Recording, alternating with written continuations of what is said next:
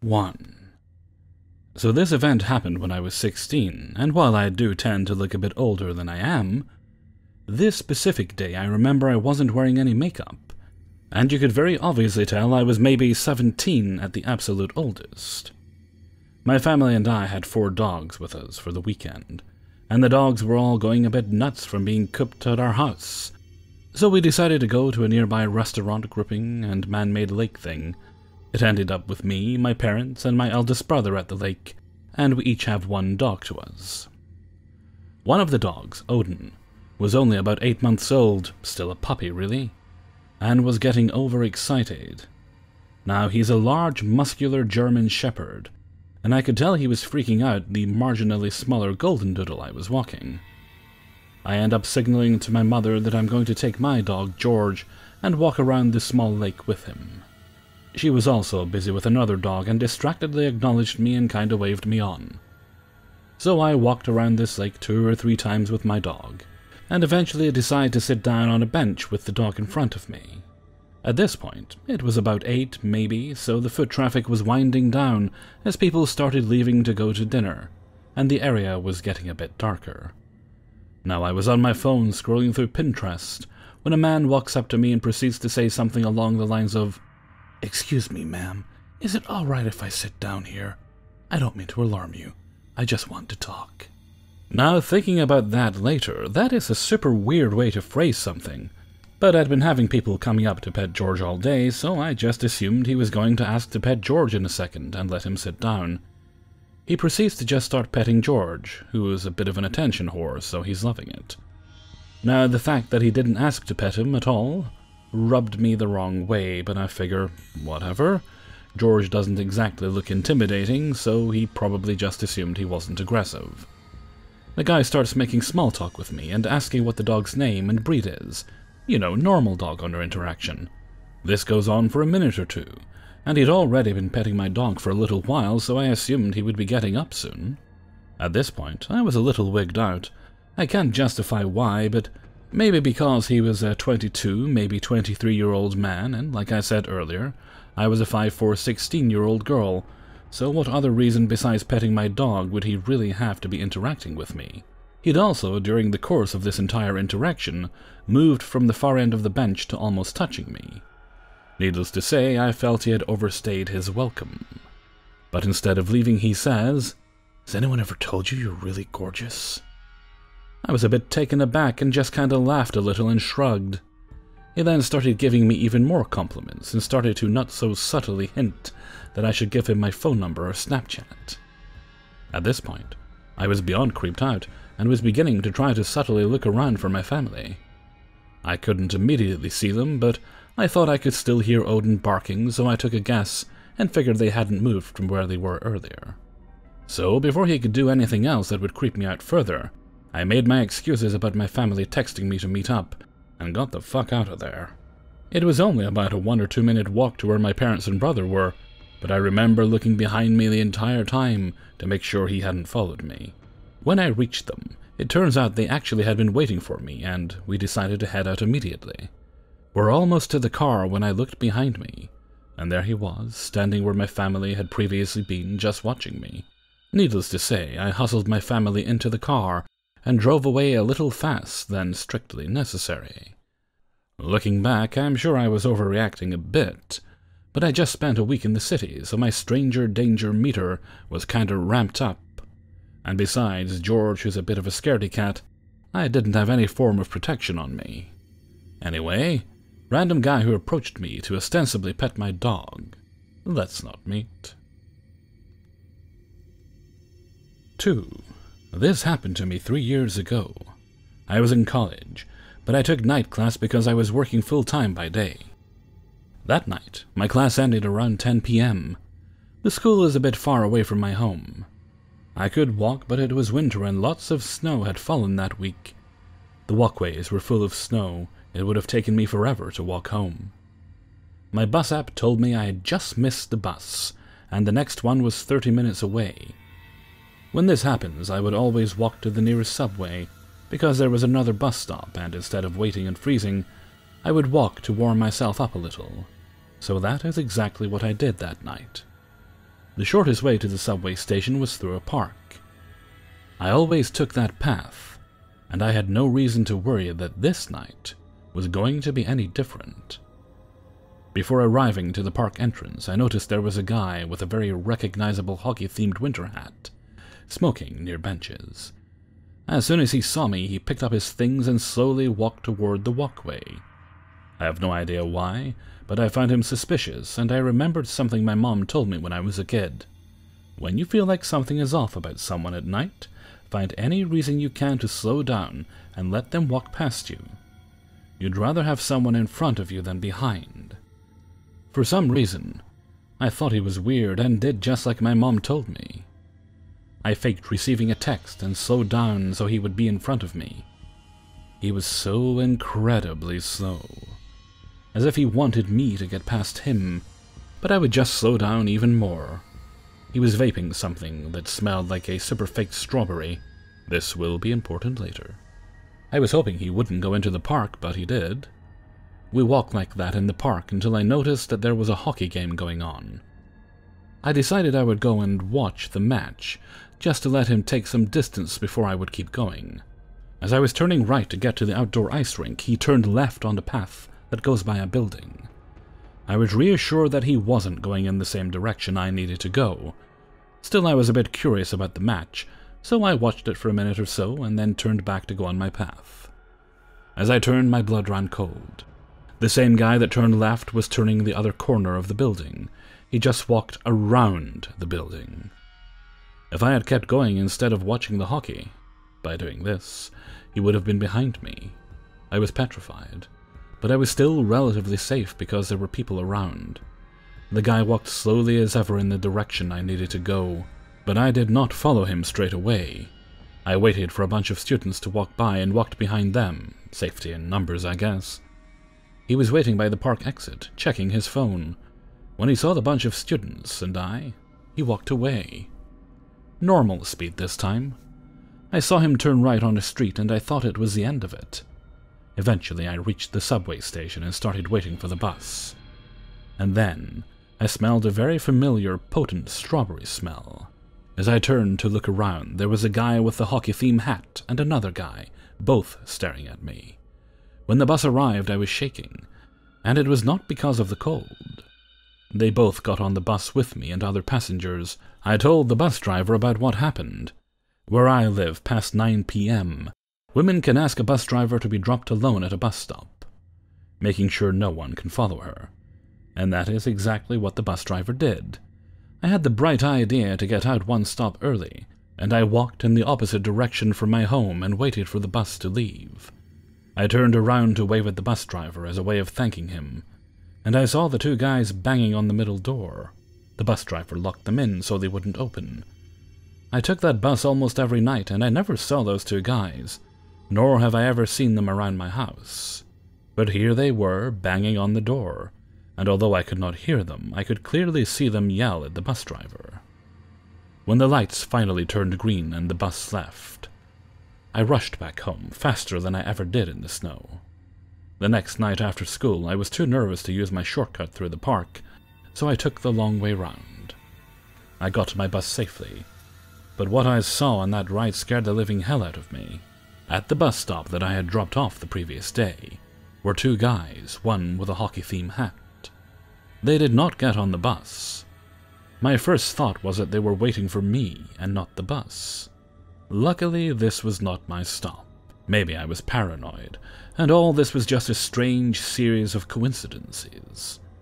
But I was scared to get on that bus, and still am today. I moved in with my boyfriend since then, but the shortest way to our house is through the park. I still take the long way around at night. 3. God be damned, I am pissed, and to be honest a bit frightened. Not for myself even though I should be, but for my family. How this all began was me being nice to the people who came to my local community library, as I was a casual worker. Although people probably thought I worked part-time, as not only was I spotted behind the desk checking in and out books, but also on my laptop abusing the Wi-Fi. This guy, nicknamed Chesney, was probably an influencer for the young adults. as he mainly skateboarded and did whatever, and wasn't alone. He had a few elementary or high schooler kids with him. I'm a natural when it comes to customer service, speaking and acting, so chances are I must have spoken to Chesney kindly enough he thought I was interested in him, or he became infatuated with me. I don't date anyone in or from my community. I've explained to many people before that dating here would be full-on Alabama. Chances are they could be my cousin through marriage or blood. It's disturbing as I am Native American, and can't even go west or south to date another native guy because chances are they might also be a cousin long distance. While my time at the library was long, just to gain work experience, it did not last when Chesney asked me to hang out. I declined the first time, but it seemed it did not stop him. One day I believe he asked for my phone number. I refused because, like the a-hole I am, if I don't know you personally, dead or alive, you aren't important to me. I have a low friend count. I'm not close to anyone who isn't in my immediate family, and my family can see bull as soon as it comes into their line of sight. Chesney then asked my supervisor for my number to give to him. How I came to know this is by the end of the day when we were closing up the library. My supervisor tells me that she will keep an eye on him, and that I should get home safely. I continue every day as normal, very ignorant of the situation that was now starting to build. One day, as I was sitting in my cubbyhole, as the patrons like to call it, I started to notice Chesney would find a spot to sit where I would be in his line of sight. I ignored this until one day he came up to my cubbyhole and hands me his magic gate or gathering card. He didn't say much, but I was disturbed. I'll be honest. Something about him didn't seem right. The card had an octopus on it, and right then and there, I placed the card down and gathered up all my things and left. I didn't return to the library for 3 months. Maybe even more than that. This had taken place 2 years ago. I told my eldest sister about the incident, and my family was worried. They wanted to know the guy's name. However, I did not know his last name, and I didn't see him being important enough to remember. I never saw him again until a year later. I'm doing more casual work at the library. I'd basically forgot his face, until he came in one day and was working at a computer. I never gave him a second thought as I was reorganizing and restacking the bookshelves, until he printed off a paper and came up to me and asked, "How do I get a job here at the library?" "You'll have to speak with my supervisor," was my answer. I overheard my supervisor telling him he couldn't hand his resume in here, that he needs to hand it in over at HR at the band office. I never saw him again, as I had gotten a job elsewhere. 2 years later, just about 4 days ago from now, I'm living my life as normally when my mom texts me, telling me about some guy calling for me. She gave me the caller's ID, but, like an a-hole, I text her back saying the ID isn't familiar, and there's no number to call back from. If someone wanted to speak with me, they would call or text through my cell. Otherwise, they aren't important. But what I didn't know was both my mom and eldest sister answered the call. It wasn't until I was sitting at my local Tim's my sister calls me and says, "You have a stalker." This shocked me for a bit, but another part of me was amused since I do have a tendency to think dark thoughts. My sister explained to me that my stalker wanted to meet with me and take me out to dinner, that he wanted to hang out with me. I didn't know who this guy was, and I tried to place the name and face to whomever this person was. Things were starting to get a bit annoying when my mother and eldest sister started to accuse me of giving out my brother's number to a stranger. Why the hell would I do that? I barely have a social life. When I got home and went over to my brother's, my mom, who was staying there, said he just called. Now my family is on high alert. By reverse number searching, I got an address of where the call is coming from. I wasn't taking this serious. Whoever they are, they lived on the other side of the res. We went to the address and did a drive-by. My sister lightened up the mood by making jokes, pointing out guys who were walking down the road saying, "Oh, that must be your stalker. No, it must be that one." Just saying these guys walking the roads looked like the typical druggie or tweakers. Once we went back, my amusement ended and the accusation started up again. "Did you give out your big brother's number?" my eldest sister asked. "No, of course not," I answered. "Then how did your stalker get it?" "Well, he either got it from someone who knows our brother's home phone number, or looked in the damn phone book," is what I was concluding, as I know for damn sure I never gave out my brother's number. Hell, I barely call my brother, let alone text. Once we got back to the house, I was pissed, and immediately grabbed my brother's phone and went outside to call this son of a bitch. My sister was talking to my brother, filling him in on what's going on. It didn't take long for the guy to pick up. Can anyone guess who it is? Yep, Chesney. Fucking Chesney was the one calling my brother and asking for me. I immediately started to tell him my family isn't amused, and that I wasn't interested. Even when I said no, he kept trying to ask me to go out with him. I got his full name, and told my siblings who it finally was. It's my fault for living under a rock. Turns out this guy's a drug addict, and if not a loser. I told my parents, and they told me to not even think of dating him and to just leave him alone. No shit, Mom and Dad. I don't date anyone from the res. Mystery solved. I did do a Facebook search. He had to be this wannabe thug. Honest about doing hardcore drugs, and loved that he had German blood, saying he's a Nazi and a descendant of Hitler. Ugh. Chesney called my brother's phone again. Getting up, I went to my brother who was home. I was pissed. I didn't find the phone in the cradle. I asked my brother who went to the incoming calls, pressed the number and handed it to me, which I immediately called. And this bastard didn't wait to pick up the phone. Chesney? Speaking. I was so angry. I didn't use my customer service voice, it was gone. I immediately went for my Sea Cadet voice. You will cease and desist from calling this number ever again, or I will get the police involved and will consider this a form of harassment. Okay. I hung up, still effing mad. My mother said something about calling the cops.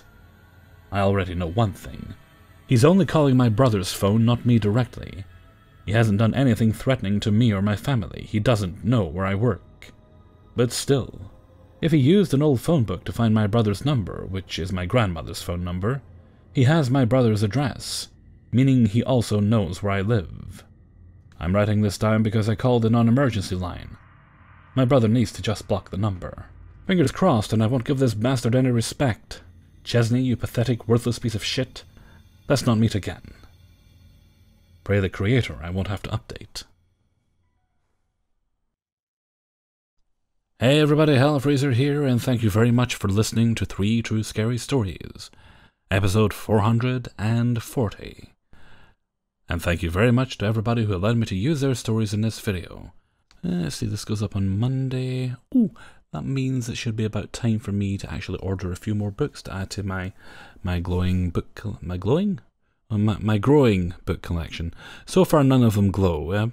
We'll see, and there might be some glow-in-the-dark ones. You never know. I know Dracula is more or less complete. Although I think there's actually a new one coming out this week, now that I think about it.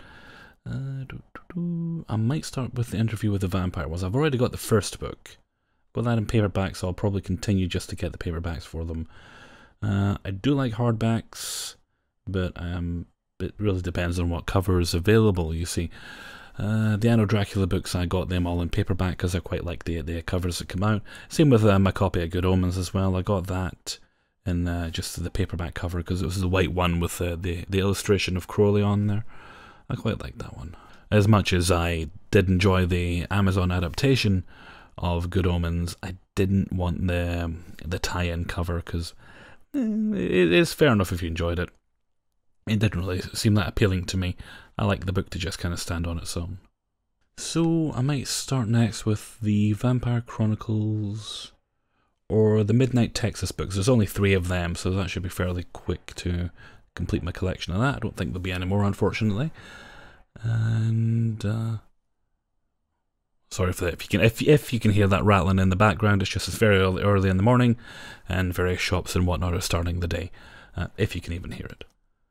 And where was I? I was talking about books, or there's a few biographies. I've got the audiobook versions of, but I want to get the actual physical copies, so I might actually get Absolute Pandemonium and The Panther in My Kitchen, which are Brian Bless's autobiographies. And they're very good, very well written, very entertaining, and I'm sure about 50 to 75% even actually happened. Actually, that's not true. I'm sure every event in If you've ever heard Brian Blessed tell his story, there's a certain suspension of disbelief whenever you listen to him tell his story. And when it comes to his autobiographies, there's, I'm sure the events, a version of each of the events happened, but I highly doubt they all happened exactly as he says. Some of it possibly. There was a scene where he mentions he basically beat up Peter O'Toole, dragged him all over the house, while yelling that you're wasting your talent, because Peter O'Toole wanted him to be in a play.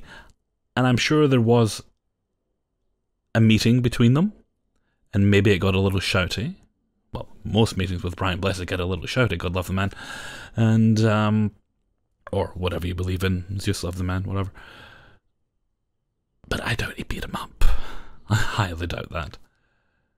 Okay, enough rambling for me. I'm going to head off for now. So until next time, thank you very much for listening, and take very good care of yourselves.